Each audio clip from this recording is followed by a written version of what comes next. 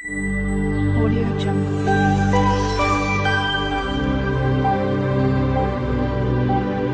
Audio Jungle.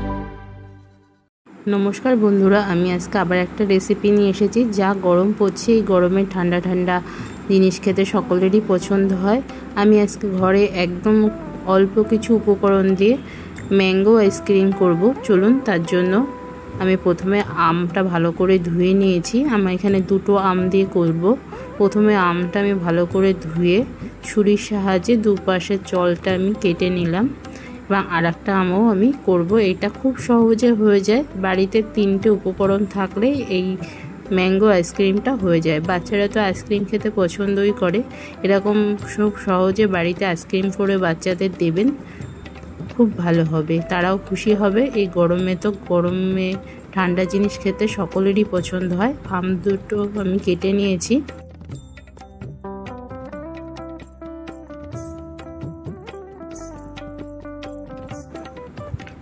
এবার একটা চামচের সাহায্যে আমটা আমি তুলে নিচ্ছি। এই জলের থেকে আম দুটো আমি তুলে নিচ্ছি আর জলটা আমি ফেলে দেবো। আমটা আমার একটু বেশি পেকে গেছে, তার জন্য এরকম লাগছে।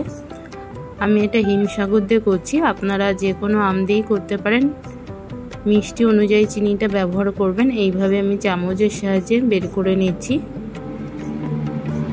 যারা ফেসবুক দেখে দেখছেন অবশ্যই পেজটা ফলো করে দেবেন, লাইক করবেন এবং শেয়ার করবেন। আর যারা ইউটিউব থেকে দেখছেন অবশ্যই চ্যানেলটা সাবস্ক্রাইব করে পাশে থাকবেন। যদি আমার রেসিপিটা আপনাদের ভালো লাগে অবশ্যই শেয়ার করবেন এবং চ্যানেলটা বেল আইকন সমেত সাবস্ক্রাইব করে দেবেন। আমি পুরোটা আঁশটা বের করে নিচ্ছি আর খোলাটা ফেলে দেবো। সব কটা করে ফিরে আসছি।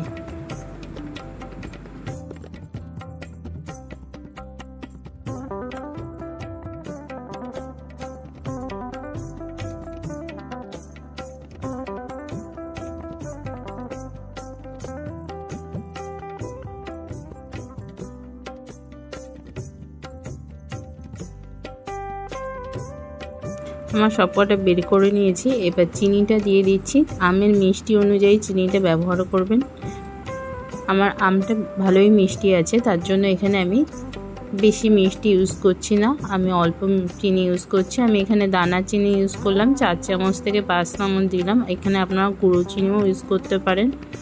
দেখুন আমি ভালো করে পেস্ট করে নিয়ে একটা বোলের মধ্যে দিয়ে দিলাম। কোনো যেন দলা না থাকে, দলা থাকলে চামচের সাহায্যে ফেলে দেবেন। ভালো করে দেখে নেবেন যাতে দলা না থাকে। খুব সহজে হয়ে যায় এবং অল্প কিছু উপকরণ, খুব টেস্টি হয় এটা কিন্তু খেতে। ছোট থেকে বড় সকলেরই পছন্দ হবে। এবার আমি আগে থেকে জ্বালানো ঠান্ডা দুধ, এটা আমি গরম দুধ ইউজ করছি না, একদম ঠান্ডা দুধ ইউজ করছি।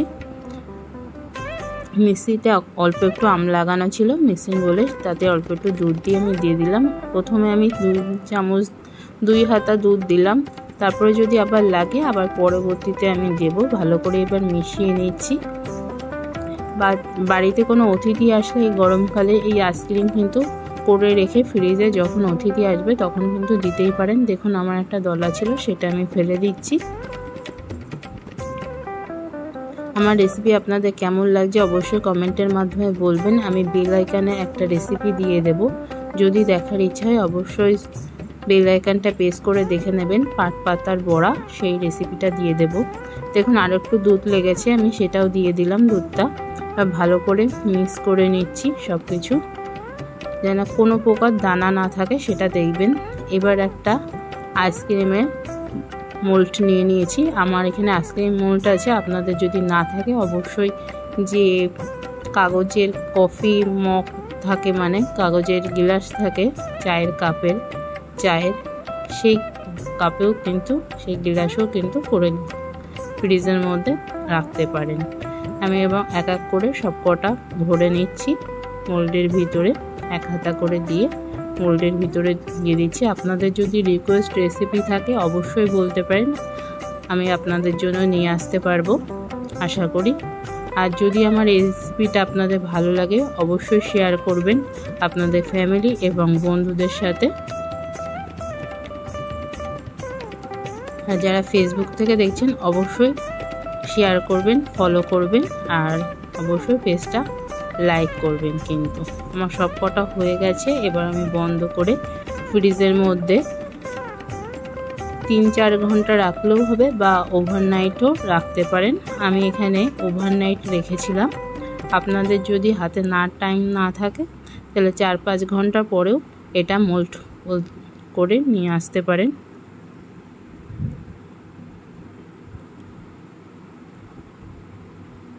আমি ফ্রিজের মধ্যে রেখে দিয়ে এবার আমি বের করে নিচ্ছি। দেখুন কত সুন্দর হয়েছে।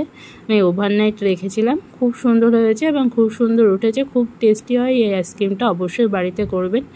আজকের রেসিপি যদি আপনাদের ভালো লাগে অবশ্যই লাইক করবেন। আজকের মতো এই পর্যন্ত। আগামীকাল আবার নতুন কোনো রেসিপি নিয়ে আসবো।